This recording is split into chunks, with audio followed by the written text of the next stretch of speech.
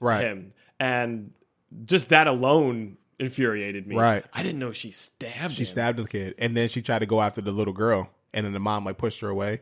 And then the dad like, gave the son to the mom and then like tried to go attack her. But she's like swung the knife at him and he kind of like backed off from her. Wow. But I was thinking like in that situation, I would have lost my mind. I would have lost my life. Yeah. Either some way I would have like either I would have died trying to kill that lady, or I would have successfully like finished her off and then been in prison for whatever. You know what I'm saying? I'm pretty sure I would have did a bit. Oh yeah, no, hands down. You know what I mean? But like just like thinking of shit like that. Like first of all, what type of fucked up person you got to be to go and attack a random kid? Exactly, like a random kid, a messed up person. Like from what I have like an understanding of, like there's no type of relationship between those people. Like there's I don't understand. Like was it just a hate crime? Like what was that? Like you just go and attack a little kid randomly walking the street? That shit was fucked up. I don't think with having a sane mind, I don't think we would be able to wrap our mind around someone's mind like that. Fair point.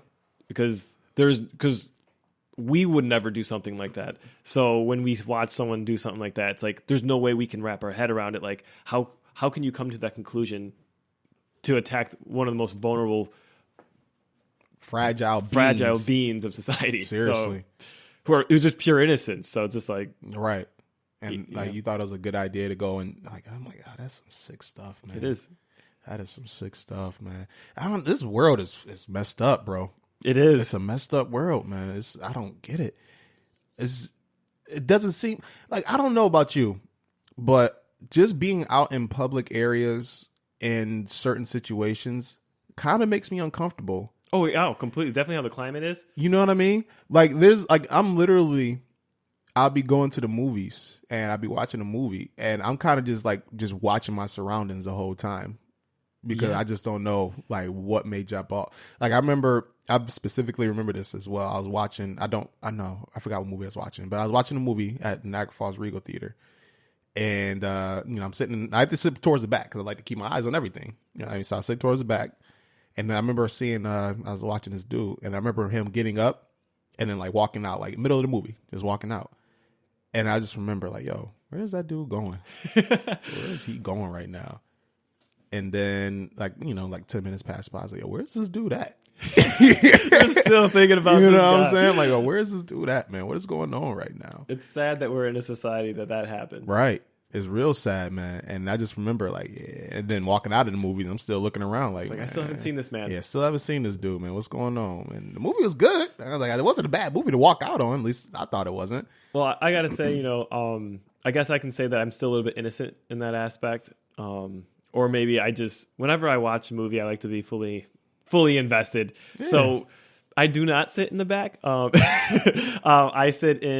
try to find like the most perfect seat that imaginable and get it.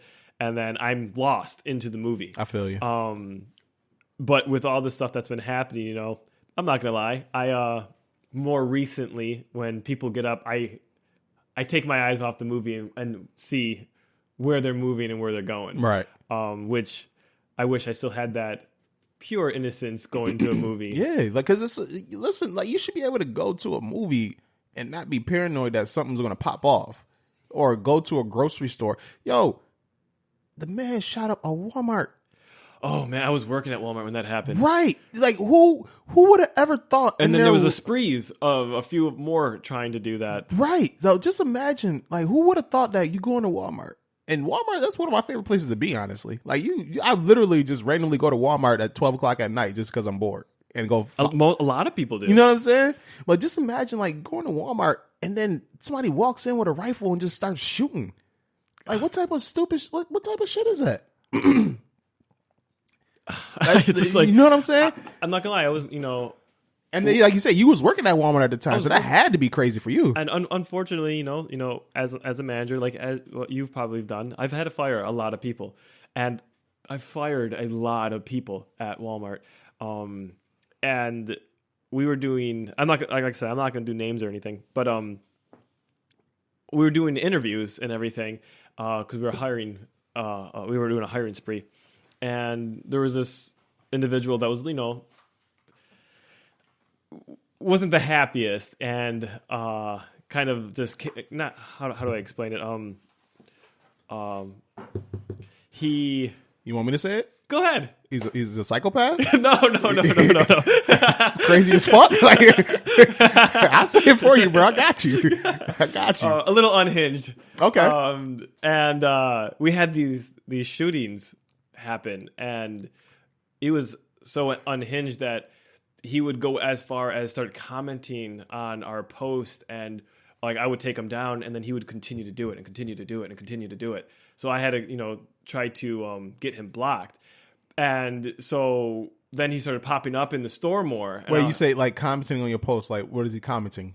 What negative things about like the management and how like he was just making fictitious things up about us. Saying how we were like really bad people and we were picking and choosing, and then they were saying like he started saying like all this like they were only picking attractive women and all this other stuff, and like he was saying some lewd things. I got you. And the thing is, the management team was majority women. Okay. So it's not like like he made it seem like it was like sexist, but it's like it's not sexist. Like we were equal across the board, right? But he was like going to that extreme. Okay, I got you. And it's hard for me to like.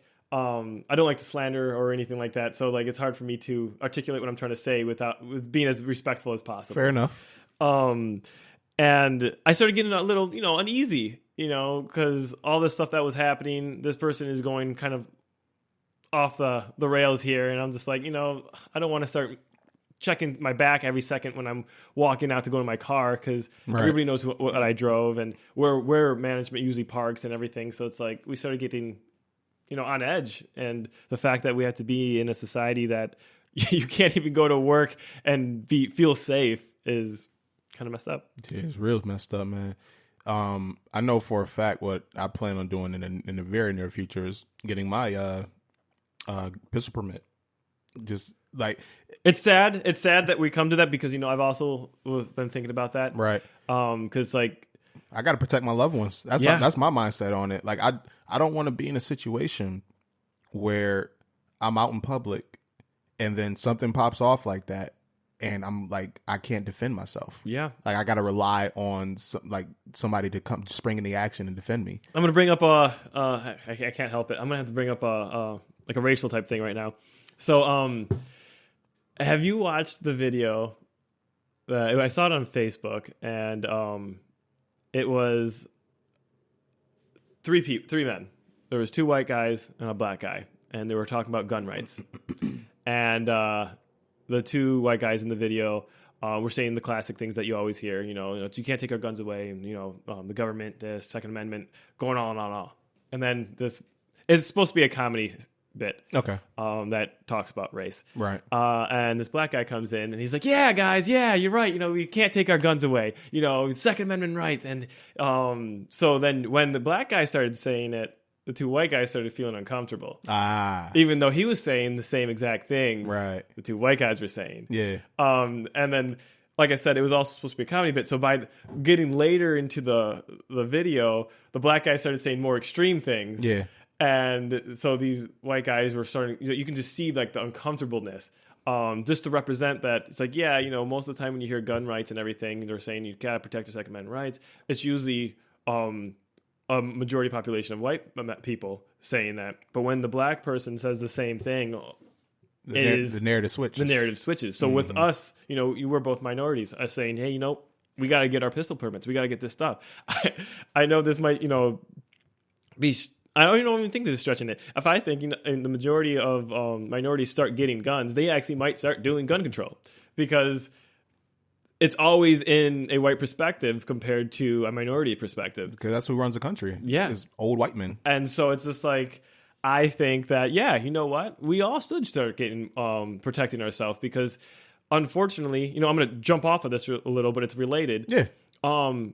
The crack epidemic back in the day, they're super criminals. They're all this. They're all this. They're saying all this nasty stuff. They're, tearing apart black families, everything. But now with the heroin epidemic, It's switched. Yeah. It is no longer the black community that is struggling with the drugs. It is the white community struggling with the drugs. And guess what they're doing? They're not calling them super predators. They're not tearing apart their families. They're actually started talking about helping them. Yeah. It's like you didn't do that in building the 90s. resource centers and trying to get them help and whatnot. And it's like it had to happen. It's unfortunate. Both situations are unfortunate. But the fact is, it had to be the heroin epidemic that they actually are talking about criminal. What